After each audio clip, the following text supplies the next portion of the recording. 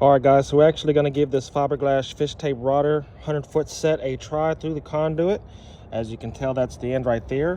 This unit is made to sit on the ground, so it has these feet on the bottom, and there's a little extra attachment right there. So as you pull this out, it smoothly comes out. How cool is that? So, and then when you're ready to put it back in, all you gotta do is push it back in. And it's just that easy, guys. So we're gonna try to push this through the conduit and see if we can get this line put under the driveway. So let's give it a try, guys. Shout out Jonard.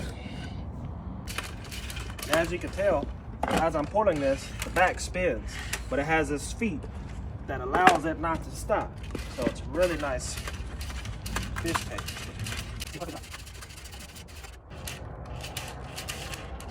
There it is, guys. Let's check it out. There's our fiberglass fish rodder right there. Now all I need to do is connect our cable here to the unit, and then we'll pull it back over there. So stay tuned, guys. All right, we're gonna go ahead and attach our wire with some electrical tape real nice and tight.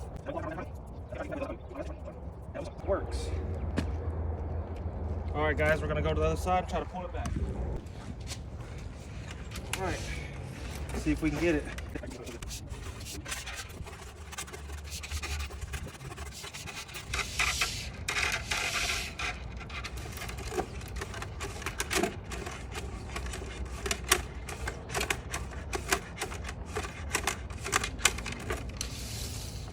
Bam! There's our wire, guys. So yeah, this Jonard fish tape rodder is really nice. If you don't have this tool, you need it. Kermit with QuickTech, signing out.